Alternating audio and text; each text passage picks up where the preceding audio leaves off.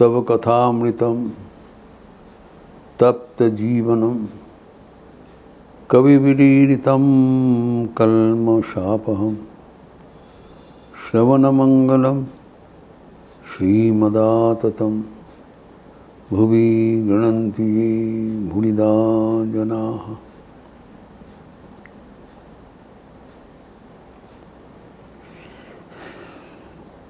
आज पावन जन्माष्टमी है।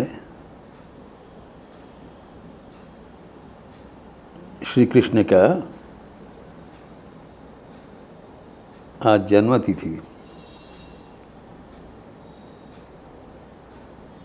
इस अवसर पर विशेष सत्प्रसंग श्री रामकृष्ण की कृष्ण भावना, उनके कृष्ण भाव है। कृष्ण अब श्री राम कृष्ण। हम जानते हैं कि ठाकुर कई बार उल्लेख किया है, जो राम थे, जो कृष्ण थे, वही श्री राम, इस शरीर में राम कृष्ण। विशेषतः कृष्ण भाव जो उनके भाव ने उनके शरीर में परिस्फुट हुआ था, उसी का कुछ चर्चा आज के लिए प्रासंगिक होगी।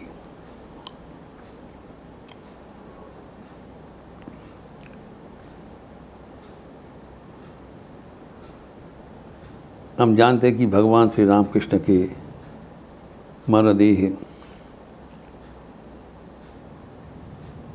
16 अगस्त 1886 ये धराधाम छोड़ के चले गए थे। मरदेह छोड़ के भगवान श्री रामकृष्ण महासमाधि में लीन हुए थे।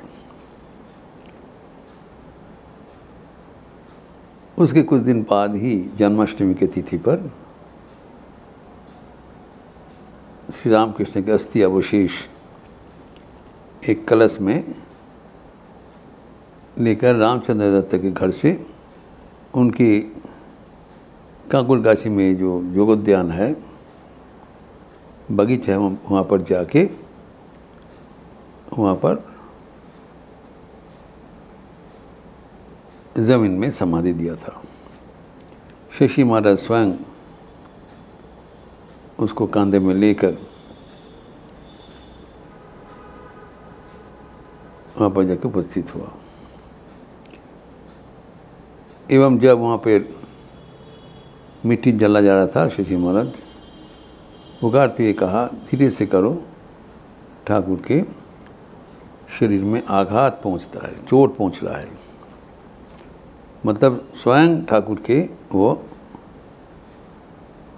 जीता जागता प्रतिमा रूप के ग्रहण किया एवं इसी अनुसार उनको पूजन किया।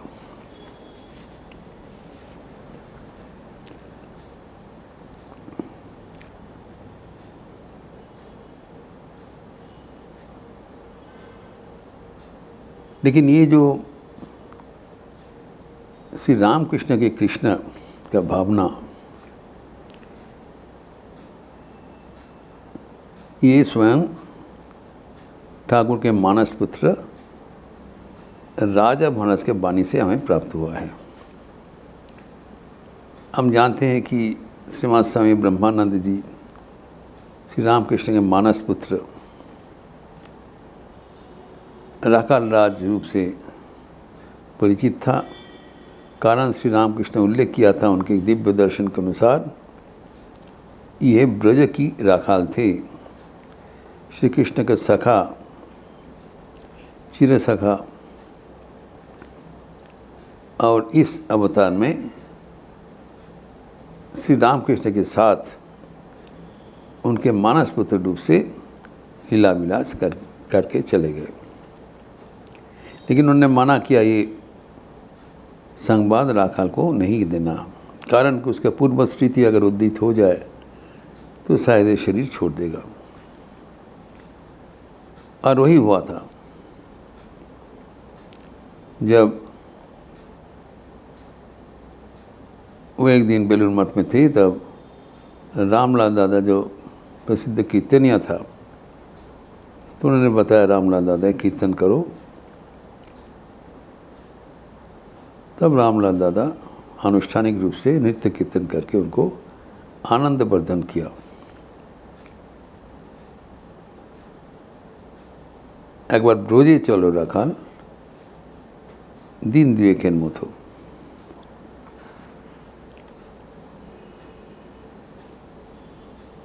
जो ब्रज के राज को गोपीगण आह्वान किया, लेकिन ये सुनते सुनते ही राजा महाराज का गंभीर भावांतर हुआ और उसके बाद उनका ये भावांतर एकदम गंभीर समाधि के ओर लेते हुए कुछ दिन बाद ही वो शरीर छोड़ दिया। एवं उसके पहले सबको बुला के आशीर्वाद दिया। एवं हम जानते हैं कि 1922 he passed away on 11th April। तो जब शनिवार 9 तारीख वो बिलनपट में शहीद थे, तब अचानक शाम को उन्होंने वो गंभीर जो निद्रा मग्न जैसे था, कोमा में था, उन्होंने पुकार कर कह रहे हैं, तुम आ गए कृष्ण, मेरे राम कृष्ण के कृष्ण। यही भाषा उन्होंने किया। और उसका फ़र्क क्या है, एक कॉस्टे कृष्ण नॉय। और उन्होंने कहा तुम लोग देख नहीं पा रहे हो, तुम लोग का आँख नहीं है। छोटी सी बालक आके हमें पुकार रहे हैं, हमें आदर कर रहे हैं और कह रहे हैं चले आ, আমার पाए घूंघूर पुड़िए दे, नूपुर पहना दो, मैं मेरे कृष्ण के साथ अभी नाचूंगा। कोमले कृष्ण, इनका दर्शन हुआ, अर्थात एक कमल के ऊपर वो कृष्ण और ये बालक नृत्यमान है। जो दर्शन एग्जैक्टली श्री राम कृष्ण को हुआ था जब राखाल महाराज दक्षिणेश्वर में आके पहुंचने के कुछ समय पहले। उन्होंने कहा गंगा बख्श में मैं ताज्जुब होकर देख रहा हूँ, खाली सादा चौक में जो कमल के ऊपर श्री कृष्ण छोटी सी बालक रूप से नृत्य कर, अपूर्व नृत्य कर रहे हैं। और उसके साथ उनके ब्रज का सखा है, और ये ब्रज का सखा ही ये लड़का होकर हमारे साथ लीला करने के लिए आए हैं। तो ये जो दर्शन राजा महाराज का अंतिम समय में हुआ, तो यहाँ पर एक उल्लेख है, ये जो कृष्ण और रामकृष्ण का जो विशिष्टता क्या है, वैशिष्ट्य क्या, व्हाट इज द कैरेक्टरिस्टिक, कॉस्टे कृष्ण नॉय, ये है खास बात। जो कृष्ण का कहलाता है, जो श्री माँ शारदा देवी की उक्ति है, जब वृंदा ने श्री कृष्ण को कही थी कि के बोले तुम्हारे दयामय, who tells that you are compassionate. Ram अवतार में सीता को रुलाया, कृष्ण अवतार में राधा को रुलाया, और दिवारात्र हा कृष्ण कर रहे हैं तुम्हारे पिता माता कंस का कारागार में। तो तुम्हारे नाम भजन करने से कष्ट ही कष्ट है, मजबूरी है। तब कहते लेकिन इसके बावजूद मैं तुमको क्यों पुकारते हैं, वो भी पूछ रहे। कारण तुम्हारा नाम ले शोभन भय था कि ना, मृत्युंजयी हो जाते हैं। इतना कष्ट के बावजूद कृष्ण का नाम लेने से हम मृत्युंजयी हो जाते हैं। और ये कहा जाता है कष्ट ना कोल्ले किष्ट मिले ना, वो कष्ट करने से ही, कष्ट है उनको पाने के एक उपाय, कष्ट के माध्यम से ही वो हमें हमारे पास आते हैं।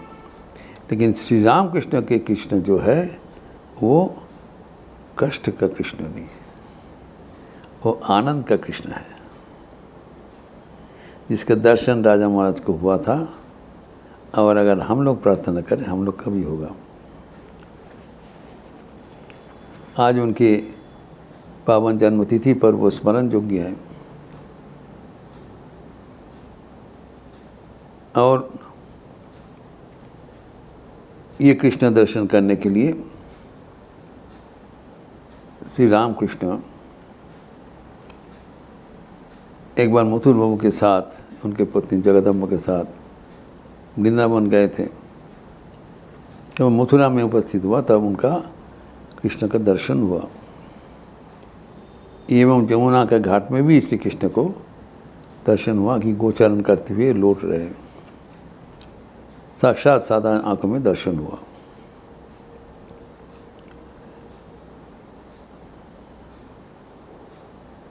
एवं ये बात उन्होंने कई बार जो भाव समाधि में मग्न होते समय ने कहा था कि यही एक रूप से राम हुआ था, एक रूप से कृष्ण हुआ था। एवं नरेंद्रनाथ के साथ अंतिम समय के पहले तो जागृत रूप से नरेंद्रनाथ को सीधा बताया कि क्योंकि वो भी नरेंद्रनाथ के चुनौती को सामना करते थे। नरेंद्रनाथ के मन में संदेह हुआ कि यद्यपि मैं कई बार सुना है ये अवतार है, भगवान की नर रूप धारण है, ये क्या होना संभव है? ये व्यक्ति इतना रोग कातर है, गला में भयानक कैंसर हुआ है कि दैवी शरीर में इसे कैसे संभव होता है? ये साधारण व्यक्ति का जैसे यहाँ पड़े हुए हैं जो मृत्युशैया में। अगर वो हम कुछ बोलेंगे नहीं, पूछेंगे नहीं, अगर कुछ नहीं पूछते हुए भी इस समय में वो घोषणा करे वो कौन है, तब मैं मानने वाला हूँ। मन ही मन वो ये चुनौती दिया। जैसे चुनौती दिया साथ साथ श्री राम कृष्ण इस फीमेल वॉइस, उनका वाणी इतना अस्फुष्ट हो गया, सुना नहीं पड़ता। तब भी शक्ति संचय करके ने बोला, अभी तक तुम्हारे संदेह है, एखुन अविश्वास, इतना तक देख चुके हो। गई 6 साल से दिन रात उनके कमरे में शिमला में ठाकुर पहुंच जाते थे अलौकिक उपाय से। रात भर बातचीत करके फिर वापस। इतने दर्शन दिया, इतना साधन हुआ, भगवती का साक्षात जीता जागता दर्शन किया, क्या नहीं किया, तब भी शंका नहीं गया। इसलिए ठाकुर ने बड़ा दुख के साथ बोला, अभी भी तेरा संदेह है, अभी भी अविश्वास है। जो राम थे, जो कृष्ण थे, वही इस शरीर में राम कृष्ण रूप से अवतीर्ण हुए हैं। तब भी ठाकुर का एक संदेह था। ये वेदांत का परंपरा में विश्वास है। वेदांत में तो सब कोई अपना को भगवान समझता, हम ब्रह्मास्मि। उन्होंने कहा वेदांत का भावना से नहीं, वेदांत की भावना से सब तो अपने को ब्रह्म के साथ अभिन्न समझते हैं, मानते हैं कि दर्शन करना तो दूर बात है, लेकिन उस धारणा से नहीं बोला है, उस मनोभाव से नहीं। ये भगवान के साक्षात साकार रूप में इनका आविर्भाव है। तो जब ये सुना तब नरेंद्रनाथ थोड़ा तज्जुब बन गए, लेकिन तभी भी उनको भगवान रूप से ग्रहण करने में असमर्थ रहा। वो बात तो दूसरा है, लेकिन ठाकुर ने उनको साफ साफ बता दिया कि मैं ही वो कृष्ण हूँ, जैसे राम हूँ ऐसे कृष्ण हूँ। और जिसका पुष्टिकरण राजा मोहन ने दिया है, ये जी पूर्णचंद्र, जो फुल मून, जो आपने फुल मून रूप से हमारे पास आए हैं, कृष्ण रूप से, आप स्वागत है।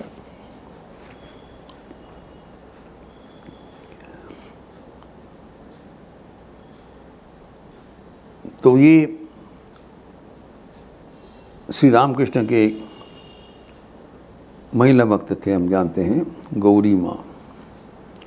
अत्यंत पावन महिला थे, श्री माँ शारदा देवी के अत्यंत अपन थे। श्री रामकृष्ण कहा करते थे ये स्वयं ब्रज के गोपी थे। श्री रामकृष्ण लीला में सहयोग देने के लिए अवतीर्ण हुए हैं।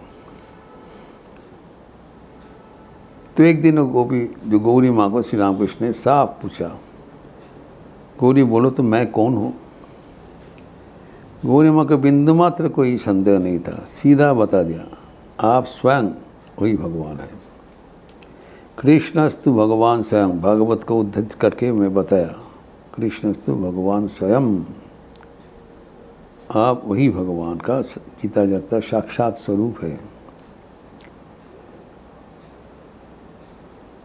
और श्री रामकृष्ण अपने जीवन में साधक रूप से श्री कृष्ण का दर्शन भी करके सबको प्रमाणित किया कि श्री कृष्ण का दर्शन करना संभव है। राधा ने जब वो साधन के समय में राधा रानी भाव से साधन किया था, आपने को राधा का सखी रूप से कल्पना करते हुए स्त्री लोग जैसे साड़ी पहनते थे, वो किसी को जैसे वेशभूषा करके, तो दूर से कि नज़दीक से दिखने में पता नहीं चलता था ये कौन है। इस रूप से साधन करते हुए अंतिम में चारों ओर कृष्ण का ही दर्शन हो रहा था। आपने के शरीर में भी कृष्ण दर्शन हुआ था। इसके पश्चात उनको कृष्ण का साक्षात दर्शन हुआ। एक बार नहीं, अनेक बार, क्योंकि उनके पहले उनके बाद में उन्होंने उल्लेख किया कि जब घास फूल होता है उसका रंग देख के बताए, उस समय में हमारा श्री कृष्ण का जो गात्र वर्ण था ऐसी दिखाई पड़ता था। तो बारंबार श्री कृष्ण का पूर्व मूर्ति दर्शन करते हुए जीवन सार्थक किया एवं उस श्री कृष्ण आखिर में उनका शरीर में ही विलीन हो गए। उनका स्वयं के अनुभव हुआ था।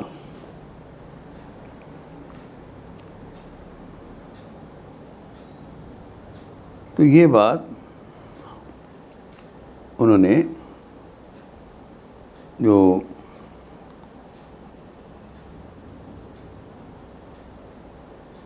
उनके जो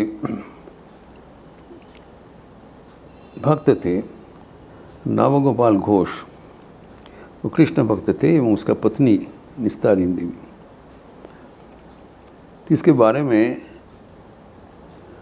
उनके जो पुत्र है नवगोपाल घोष के पुत्र स्वामी अंबिकानंद, बाद में साधु बन गया था रामकृष्ण संघ के, उन्होंने लिखा है कि मेरे पिताजी नवगोपाल घोष, उनके कोलकाता में बादुड़ बागान में उनका मकान था एवं वो कभी कभी श्री रामकृष्ण को बुलाकर बहुत उत्सव करते थे। उनके मुख्य भक्त गिरीश चंद्र घोष रामचंद्र दत्त प्रमुख को बुलाते थे और कोई पंडित को बुला के भागवत पाठ होता था, कीर्तन के बुला के जो कीर्तन होता था एवं सबको बहुत परितोष करके भोजन का बंदोबस्त करते थे, कभी कभी करते थे। तो एक बार श्री रामकृष्ण उनके मकान में आए, उसी का उल्लेख किया है। और जो उनके कमरे में भजन वो जो भागवत पाठ हो रहा है एवं उनके जो उद्यान था, आंगन था, उसमें कीर्तन हो रहा है। अचानक श्री रामकृष्ण जो दौड़ के कीर्तन का बीच में खड़ा हो गए और समाधि मग्न हो गए एवं श्री कृष्ण के भावना से जैसे हाथ में बंसी रखता है वैसी जो पोस्चर है वो धारण करके समाधि मग्न हो गया। उसके समाधि में चारों ओर एक आध्यात्मिक बाढ़ मानो तब बह गया और उनके पिताजी श्री नवगोपाल घोष एक बड़े जो पुष्पहार पहना दिया, जो कि एकदम खड़े थे ऊपर से नीचे तक एवं उनकी यह अपूर्व शोभा देखते हुए सब मोहित हो गए। एवं नवगोपाल को से साक्षात दर्शन हुआ कि स्वयं श्री कृष्ण यहाँ पर आविर्भूत हुए हैं। थोड़ा देर बाद उनका भाव प्रशमित हुआ, लेकिन नवगोपाल घोष को दिखाई पड़ा जो उनके उज्जवल जो मूर्ति उस सब से स्वतंत्र था, श्री रामकृष्ण का दिखाई पड़ रहा था। पहले वो सोचा कि इनको दृष्टि भ्रम हो रहा है, तो जाके वो बहुत पानी का झपटा लगाया आँखों में, फिर आके देख रहे हैं आँख खोलकर नहीं वैसी है, उज्जवल अलौकिक उज्जवल उनका शोभा। तो उनकी जो भाई है ब्रजगोपाल, उसको पूछा, वो भी उधर उपस्थित थे, कि तुम देख रहे हो श्री राम को? हाँ, मेरे कुछ फ़र्क दिखाई पड़ रहा है? बोले नहीं, मुझे ऐसा ही दिखाई पड़ा। बोले देखो तो अच्छा करके। बोले नहीं, कुछ नहीं दिखाई पड़ रहा है। अर्थात सबको ये दिखाई नहीं पड़ेगा। भगवान को रूप दर्शन करने के लिए प्रस्तुति चाहिए। उनकी जो चरित्र है, उनका जो भक्ति है, उनको जो समर्पण है, प्रार्थना, इसी के अनुसार उनको श्री राम कृष्ण के शरीर में कृष्ण का दर्शन हुआ। एवं अन्य प्रसंग में आते हैं, उनके जो धर्मपत्नी निस्तारिणी देवी, वो भी परम भक्त थे। तो वो भी श्री कृष्ण का परम भक्त थे। तो कभी कभी श्री रामकृष्ण के घर में भी जाया करते थे, रामकृष्णपुर हावड़ा में। तो जब उनके घर में एक दिन पहुंचा, तो निस्तारिणी देवी का मन में बहुत एक इच्छा हुई कि उनको कृष्ण रूप से दर्शन करेंगे। बोला नहीं कुछ। इसके बाद श्री रामकृष्ण जहाँ पर कीर्तन हो रहा था वहाँ चले गए एवं समाधि मग्न हो गए, एवं उनका शरीर में अपूर्व शोभा धारण किया। एवं निस्तारिणी देवी को उनका दर्शन हुआ। उसके पश्चात उन्होंने निस्तारिणी देवी के पास आए थे और उन्होंने कहा, क्या तुम्हारा इच्छा पूर्ण हुई? तब निस्तारिणी देवी ने कहा, नहीं, मैं आपको राधा रानी के साथ देखना चाहता हूँ, राधा कृष्ण का जुगल मूर्ति में। तब उन्होंने हंसते हुए कहा, तब उसके लिए तुम्हें इंतज़ार करना पड़ेगा। तो ऐसी जब उनका उत्तर हुआ, निस्तारिणी देवी बोला ठीक है। तो ये जो उल्लेख है कि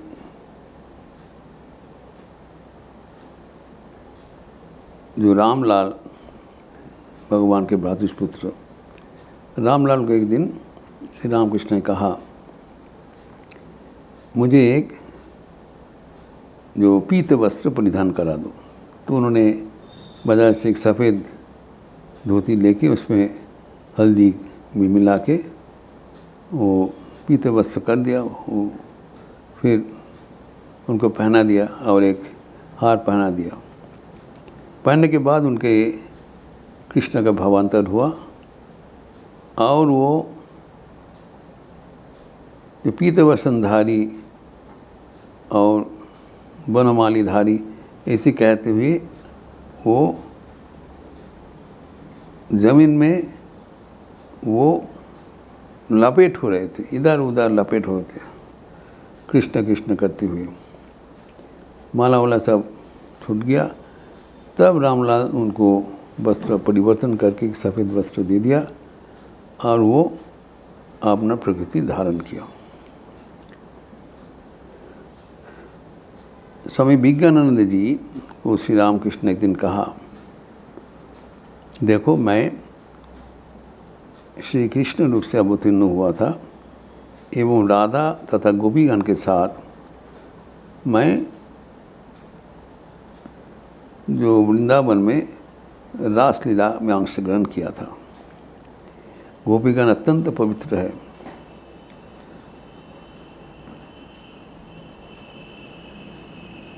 तो ये सब सुनकर विज्ञानंद जी ने कहा उनका, मैं तब कॉलेज स्टूडेंट थे, ये सब सुनते हुए मैंने निश्चय किया ये संभव नहीं होता है, ये सरल व्यक्ति है कुछ बोल रहे हैं, ये कभी कोई असंभव होता है, ये व्यक्ति श्री कृष्ण के साथ रासलीला करते थे।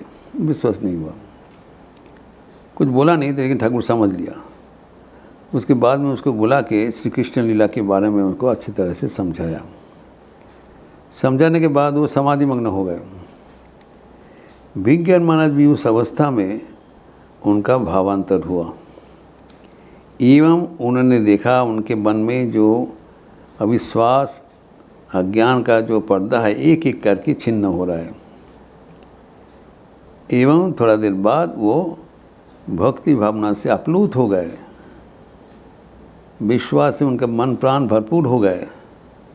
वो कहते हैं मैं वाक्यहीन हो गया, निर्वाक हो गए, कुछ बोल नहीं सका। तो श्री रामकृष्ण का जो जुगल मूर्ति राधा एवं कृष्ण का रूप से उसका दर्शन हुआ था उनके एक अपर एक भक्ता गिरीश चंद्र घोष के अनुज अतुल चंद्र घोष में। वो भी श्री रामकृष्ण के भक्त थे एवं उसका अद्भुत नाड़ी ज्ञान था। वो किसी का नाड़ी देख के बोल सकते थे इसका क्या हुआ है। यद्यपि वो एक लॉयर थे, कबीराज का पेशा नहीं था, लेकिन उसको एक अलौकिक क्षमता था। तो कभी कभी श्री रामकृष्ण का नाड़ी परीक्षा करने के लिए आते थे। एक दिन रात 10 बज गया, वो कोलकाता से आके काशीपुर में उपस्थित हुआ। तब श्री रामकृष्ण वहाँ पर चिकित्सार्थ वहाँ पर रहा कर रहे थे। तो 10 बजे आया, लेकिन तो गेट फिर से बंद है। तो बहुत उन्होंने टोका, लेकिन कोई गेट खुला नहीं। तो फिर कुछ इंतज़ार किया, तो फिर गोपाल, बूढ़ो गोपाल वहाँ पर थे, उन्हें दरवाज़ा खोल दिया। खोलते ही ऊपर में चले गए, जाके श्री रामकृष्ण कमरा में देखा कि शशि महाराज उनको पंखा झेल रहे हैं। तो उनको देखकर तो वो उसके हाथ में पंखा देके नीचे चले गए विश्राम लेने के लिए। रात में बारी बारी में उन लोग सेवा करते थे। तो अतुल कृष्ण उनको पंखा से झेल रहे हैं और देख रहे हैं। अचानक देखा श्री रामकृष्ण सो रहे थे, निद्रा मग्न थे। अचानक देखा कि श्री रामकृष्ण के शरीर में श्री रामकृष्ण है नहीं। उनका दाहिना पक्ष है श्री कृष्ण, बाम भाग है राधा रानी, एक ही शरीर में दोनों को दर्शन हो रहा है। उन्होंने सोचा कि उसको भ्रम दृष्टि हो रहा है, बारंबार देखा तो इसका निर्णय नहीं कर पाया। वो सोच रहे क्या देख रहा हूँ। इस समय में शरत महाराज आ गया।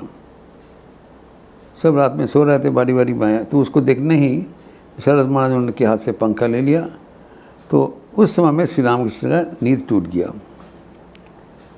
और उन्होंने कहा उनको देखते हुए अतुल को, तुम कब आ गए? बोला कुछ दिन आ जाए। बोले ठीक है, तुम अभी जाओ, नीचे जाके तुम आराम करो, अभी शरद आ गया। तो शरद महाराज के हाथ से पंखा देके चले गए नीचे काशीपुर का उद्यान बाटी में। लेकिन नीचे उनका नींद नहीं आया। उनका जो अलौकिक दर्शन हुआ था, इसके बारे में वो बारंबार सोच रहा था कि ये कोई साधारण व्यक्ति नहीं है, ये राधा कृष्ण का एक सम्मिलित रूप है, यही स्वयं श्री कृष्ण है।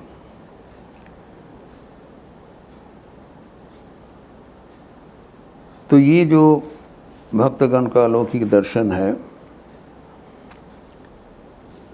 जब श्री रामकृष्ण दक्षिणेश्वर में एक दिन जब भागवत पाठ हो रहा था, तो उन्होंने देखा कि श्री कृष्ण के शरीर से एक उज्ज्वल एक ज्योति का रस्सी उनका शरीर से निर्गत होकर भागवत को स्पर्श किया। फिर भागवत से सीधा आके उनके हृदय में स्पर्श किया, फिर वापस श्री कृष्ण के पास चल गए, एक ट्रायंगल हो गया। उसके बाद में एक वृत्त जैसा ये घूमते रहे, अर्थात ये उनका स्पष्ट प्रतीत हुआ कि भागवत भक्त भगवान अभिन्न है,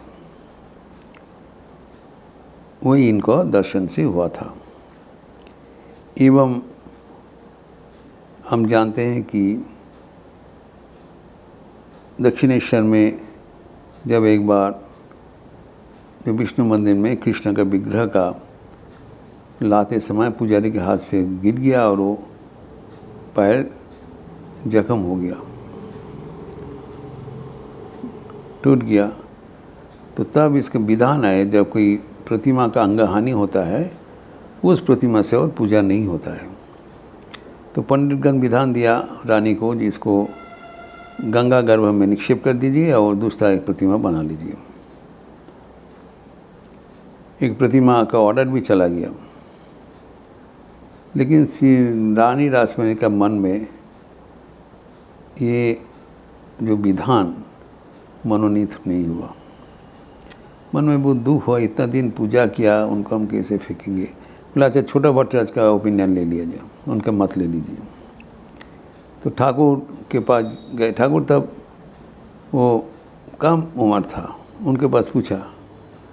ठाकुर सुनते ही कहा, अगर रानी का कोई दामाद का पैर में चोट लग गया, पैर कि अगर फ्रैक्चर हो जाएगा, क्या रानी उसको गंगा में दे देगा और एक दूसरा कोई दामाद लाएगा? क्या करेगा? तो उसको अस्पताल में जाके उसके मरम्मत करेगा, चिकित्सा करेगा और पैर ठीक हो जाने से वो पुनः कर्म करेगा। तो एक क्षेत्र में बेसी किया जाए और मरम्मत करके उसको जोड़ लिया जाए। उनके ये सहज समाधान, भक्ति का समाधान सुन के रानी का बड़ा प्रसन्नता हुआ। उन्होंने कहा ठीक है, छोटा भट्टराज को ये ड्यूटी दिया जाए उसे जोड़ने का। ठाकुर वो मूर्ति ऐसे ही जोड़ दिया, परफेक्ट हो गया। तो फिर वो भी अभी तक दक्षिणेश्वर मंदिर में कोने में रखा हुआ है, ठाकुर का मरम्मति का मूर्ति। वो सचमुच ही अपूर्व है। और जो मूर्ति बनाए उसको साथ पूजा हो रहा था अकॉर्डिंग टू स्क्रिप्चर्स। तो ठाकुर के जो ये कृष्ण रूप से विभिन्न जन को जो कृपा करके उन्होंने जीवन भरपूर कर दिया। हम जानते हैं कि गोपालन माँ, जिसको कृष्ण का वो उपासक थी, विधवा रमणी, जो फिर उन्होंने देखा कि श्री कृष्ण जीता जागता रूप से, उनका बालक रूप से अवतीर्ण हुआ एवं उनको दर्शन होता था। श्री कृष्ण का जीता जागता रूप से दर्शन होता था और भक्ति भावना से अप्लुत हो रहते थे। एवं जब वो एक दिन ऐसी होने के बाद, प्रथम दिन जब हुआ, कामारहाटी में रहा करते थे, दक्षिणेश्वर में से ज़्यादा दूर नहीं, वो बच्चा बालक को लेके, जिसे गोद में किसी को लेके आते हैं, उसको चलने में जैसे दिखाई पड़ता है वैसे करके वो आ रहा है। लेकिन श्री रामकृष्ण के पास जैसे आया तो आते आते ही वो बच्चा उनका गोद से उतर के सीधा जाके श्री रामकृष्ण के शरीर में विलीन हो गए। तो तज्जुब बन गए। तो फिर वो जो इधर में आया ठाकुर को दर्शन करने के लिए, ठाकुर भी तब समाधि मग्न होकर जैसे वो हाथ पैर में बैठ के एक लड्डू पकड़ के कृष्ण का वो एक निश्चल शरीर हो गया, समाधि मग्न हो गया। तब गोपाल की माँ बोला जी आपका ये क्या हो गया, आप तो एकदम स्थिर हो गए।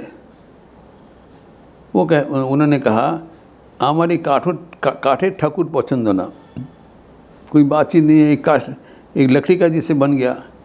मेरा पसंद है कि एक जो बालक जैसे दौड़ेगा खेलेगा।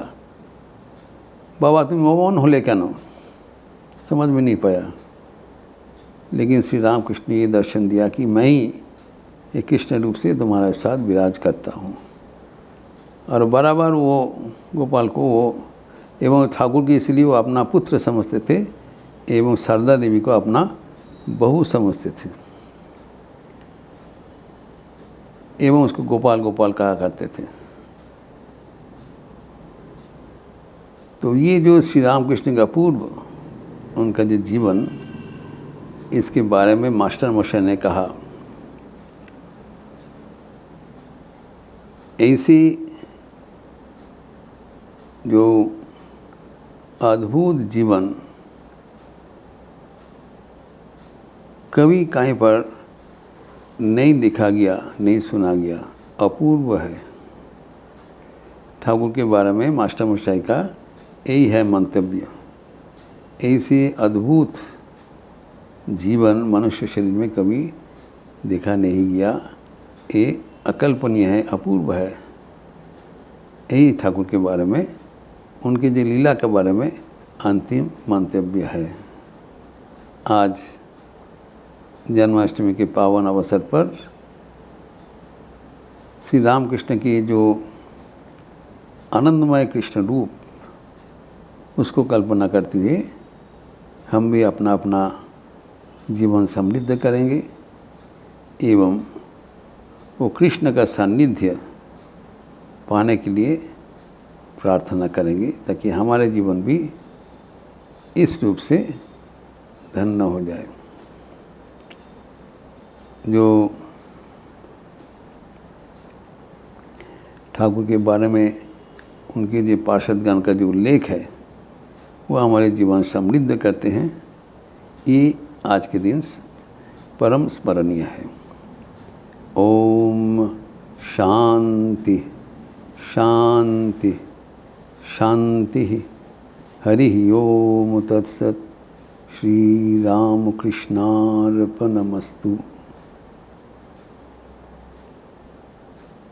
आज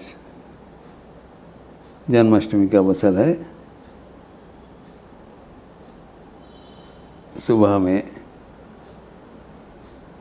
लखनऊ के विस्मय बालिका 10 साल की कुमारी अर्जुमा शुक्ला निरंतर गीता पाठ करेंगे मंदिर में 9:15 बजे से 2 घंटा 10 मिनट।